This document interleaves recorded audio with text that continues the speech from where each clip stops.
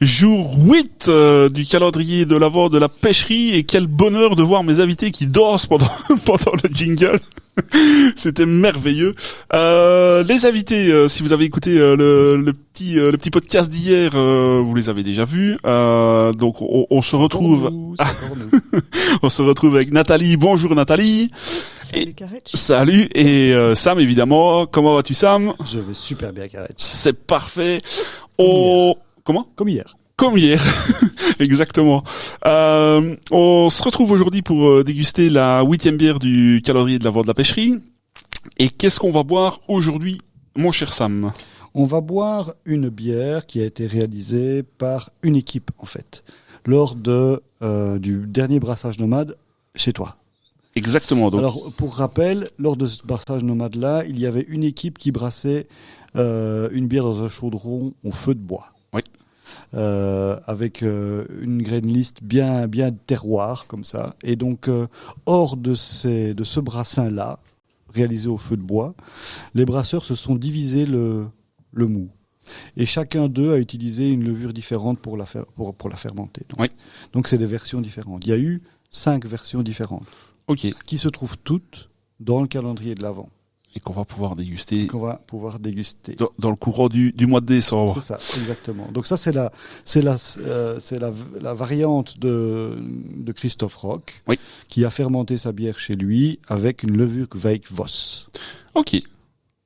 On va goûter ça. On va demander à Nathalie si elle veut bien servir la bière. Alors, elle est particulièrement festive. Elle est belle, ouais. Hein. Elle a mis sa robe dorée là. Christophe l'a mis sa belle robe dorée des fêtes de Noël. Exactement. C'est quand même classe. Il a la classe. Même lui. Il va aimer qu'on le dise, tu crois? Je crois. Ah oui.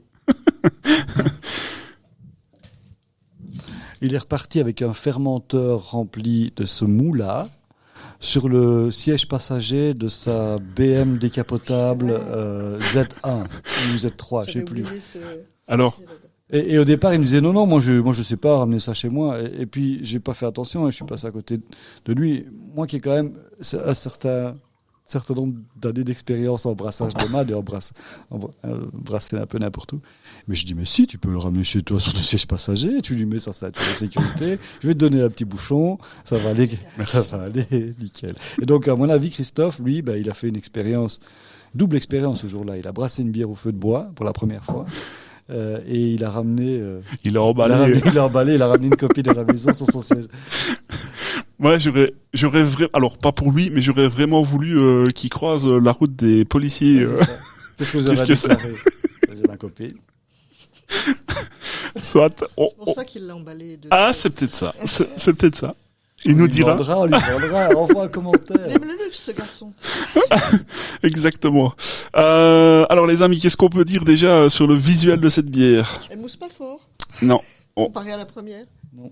Oui, c'est vrai que ça s'est un peu effondré tout de suite. Elle a une couleur plutôt cuivre. J'ai pas eu de, me semble-t-il, de vrai pchit à Non. l'ouverture. Hein. Non. Oui. D'ailleurs, alors, au niveau de la turbidité, il y a un léger voile, mais c'est pas non plus très intense. Mais on ne voit pas spécialement de fine bulle ou quoi qui remonte. On en aura peut-être plus une idée plus claire quand on va la déguster. La couleur, tu l'as dit, un cuivré clair. On peut aller là-dessus. C'est ça. Oui. On est. est. Moi, je viens de sortir déjà. Christophe. Son nez est beaucoup moins marqué que tout Je à l'heure. soupçonne que ça se soit bien passé sur le chemin du retour avec madame. Ils sont disputés, tu crois? Il y a un truc. Moi, je sens pas grand-chose. Alors, il faut quand même reconnaître une chose aussi, c'est que elles sont sorties du frigo, oui, clairement. à 3 degrés à mon avis. Oui. Donc c'est probablement pas. Ça ne joue pas en sa faveur. Oui. On n'a pas eu de pchit à l'ouverture. On n'a pas de mousse. Ça ne favorise pas non plus la mise en suspension en fait des molécules odorantes, donc plus froide. Oui. Alors moi, si je dois dire, il y a un léger fruité pour moi, mais. Et moi, léger céréales, mais c'est doux. au loin, on perçoit aussi des notes de levure. Scandinave. Je sais pas, ça j'aurais pas dit. Mais, Enfin, Gveik. de levure, de levure, des notes de levure. Mais un peu au fin fond. C'est fruité, hein. C'est fruité. Ouais, pour moi, c'est le fruité qui est le plus marqué. C'est cidreux. Je sais pas si on peut dire ça. Ah oui, cidre, moi je l'ai pas par exemple. Cidronneux, cidreux, C'est des néologismes. pommes, fruits, mûrs. On goûte les amis, sortez à vous. Oui.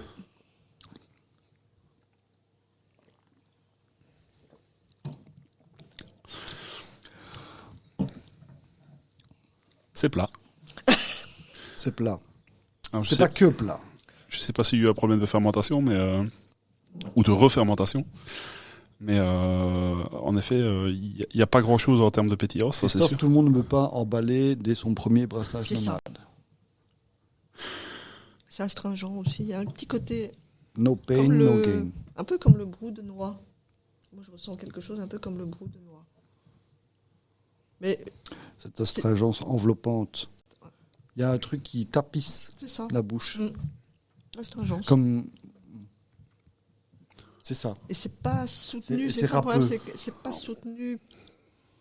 L'ensemble n'est pas soutenu par de la pétillance, en plus pour une saison.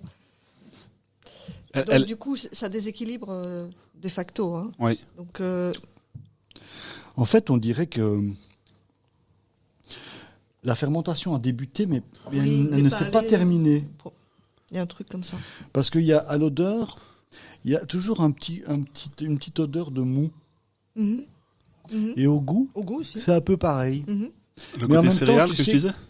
Oui, ouais, mais mou. Ok. Ouais, Ouais. ouais, pas- c'est un côté mou. Pas la mollitude, Ouais. mais Ouais, ouais, le jus, mou. tu vois, Ouais. le jus après brassage, qui est extrêmement céréalé quand tu le sens, extrêmement enveloppant parce qu'il y a plein de sucre, tu vois. Ouais. Maintenant, dis-moi, vous la sentez sucrée? Vous la goûtez sucrée? Non, pas très. En fait, au-delà de la pétillance, pardon, parce que j'ai apprécié Christophe, c'est pas un problème, mais je la trouve ça. plate dans tous les sens du terme. Il y a rien qui ressort, tu vois. Il y a pas vraiment une note qui revient très fort. Non, mais c'est un goût de mou. Oui, un goût c'est de ça. mou avec de l'astringence. D'ailleurs, je me demande Pas de si pétillant. Christophe m'a dit, je ne suis pas sûr Qu'il voulait la mettre. oui, il hésitait parce qu'il me dit, j'ai Elle est pas bizarre. vu énormément d'activité dans mon barboteur. Ouais. Mais en même temps, c'est une expérience. Le but ici, c'est de faire un retour commenté aux 24 brasseurs qui sont là, mais peut-être certainement à d'autres qui sont curieux et qui sont Oui. là aussi en train de nous écouter. Et donc, il n'y a rien de mal fait. Ça peut arriver, en Oui. fait. Et le choix de la levure, parce que moi de nouveau, je le dis, je ne suis pas brasseur. La Gveik, est-ce qu'elle travaille est-ce que au moment où il l'a brassé, est-ce que c'était les bonnes conditions pour utiliser ce type de levure-là? Je ne sais pas s'il est. C'est chaud, non Quand on a brassé. Il faisait. Avec ça se met, enfin, ça travaille à des températures La plage plus est large, élevées, hein. hein, Ouais. plus élevées que des. Mais maintenant, vous voyez, est-ce que c'était sous Non, parce que sa écoute, température de confort quand il l'a mis dans son fermenteur, même s'il est resté faire un peu la fête chez toi, qu'on est resté un peu après, le fermenteur, il n'a pas eu le temps de redescendre à des températures très basses, Ouais. même après une nuit, Ouais. en été. Donc, à mon avis, il a été à la super bonne température quand il a ensemencé le lendemain matin. Et puis de toute façon, je pense qu'avec un problème de température, on aurait des faux goûts qui seraient quand même. Bah, si c'est une température en dessous de la zone dans laquelle la levure veut bien travailler, on n'a pas forcément des faux goûts. Elles peuvent juste s'arrêter, Ouais. de rien faire. Mais il y a une petite carbonatation, mais légère. C'est très Très très léger. léger. C'est subtil, hein. Oui, mais ça me fait dire que la fermentation, elle a débuté. Et elle s'est arrêtée tôt, mais elle a débuté. Alors, est-ce qu'elle est redescendue trop bas en température? Le côté de sous-ensemencement d'une Gveik, c'est pas un problème. Avec une bière qui a suffisamment de nutriments et avec les céréales qu'on a utilisées, il y en avait suffisamment pour sous-ensemencer, mais Il a utilisé un sachet pour 20 litres, donc c'est pas du souvent. C'est Ouais. pas un, Ah bah. enfin, il avait un sachet, je sais pas comment il a. Peut-être qu'il nous fera ses commentaires, peut-être que dans son process, quand il détricotera son process, peut-être qu'il dira c'est peut-être là que ça a foiré. Ouais. Mais c'est intéressant parce que c'est pas mauvais. Non, c'est clair. C'est pas mauvais, c'est juste Moi, je crois qu'elle c'est a un mou pris quoi. froid dans la décapotable. Après un courant d'air. Remonte la capote. Prochaine fois. Si on dit ça en zytologie, elle a un faux goût de courant d'air. Je pense que les gens vont pas vont pas comprendre ce que c'est. Mais je la bois, hein, ok. Mais c'est pas ça n'a pas un goût de bière. On s'attend. Vous allez goûter. Vous goûtez, à mon avis maintenant. Mais C'est pas dégueu, loin de là. C'est juste, voilà, il y a eu un problème dans le process de fermentation. Ça, pour moi, c'est sûr. Moi, je trouve que le côté céréalier qu'on pourrait retrouver dans cette bière-là peut être agréable. C'est juste que voilà, c'est plat et donc ça donne vraiment l'impression de pas abouti. Positivement, je vais me permettre de le dire avant de passer peut-être à d'autres discussions. Mais en fait, si vous voulez savoir quel goût a eu la bière qui a été brassée au feu de bois ce jour-là, ben on peut l'avoir là. D'accord. Parce que on est dans quelque chose qui est plat. Il n'y a pas eu de transformation au niveau du goût. Tu veux dire le mais mou je Au suis niveau du ressemble- goût, à quoi quoi ressemble ressemble un au mou goût, le mou au feu de bois. de la bière qui a été brassée au feu de bois. mais je suis pas entièrement d'accord avec toi. Alors je regarde mes notes. Je ne sais plus laquelle c'était exactement. Je pense que c'était le jour 6. Genre Delmotte. C'est bien ça. Quand on l'a senti, et je ne me rappelle plus. Alors c'était il y a 2 jours, mais on a évoqué le côté herbe, fouet. Foin fumé. Et alors on a parlé de la paille évidemment pour filtrer, mais Là, on le détecte pas. voilà, mais pas du tout. Autant que, alors que dans l'autre bière, on avait cet aspect-là. Je pense qu'on a été plus ou moins tous unanimes sur cet aspect-là. Après, Nathalie, On va encore en goûter, non, dans les jours qui viennent. Donc Oui, on oui, va probablement, pouvoir ouais. faire le- Ouais. mais Nathalie, je pense que t'as fait assez de dégustation pour pouvoir le dire aussi. Mais c'est vrai que quand une personne dans un groupe dit je détecte ça, ou tout le monde commence à dire ah oui je le sens ou ah oui je le goûte. Pas toujours. Hein. Non, mais c'est vrai que ça peut avoir un effet. on s'influence.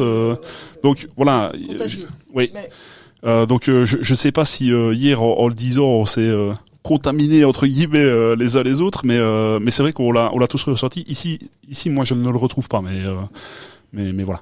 ah non, c'était pas la même levure hein, pour le coup. Ah, non, c'est parce qu'on oui, parlait du mou. Oui, c'est ça.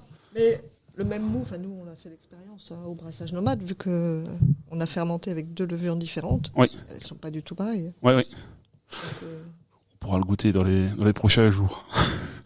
Ben voilà, Christophe, c'est le retour sincère de la dégustation. Vous qui aurez la chance de les goûter, n'hésitez pas à mettre votre avis dans les commentaires des publications.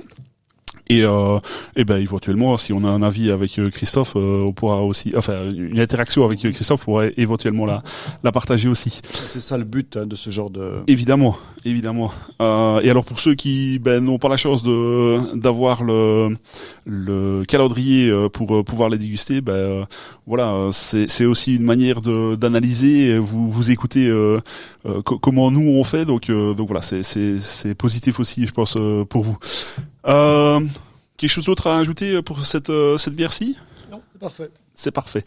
Je vous remercie de nous avoir écoutés. Allez vous abonner aux différents réseaux sociaux. On se retrouve peut-être demain ? Demain. certainement. Allez, rendez-vous demain. À demain. Et surtout, n'oubliez pas, on est tous sous le même drapeau, celui de la bière patrie. Santé !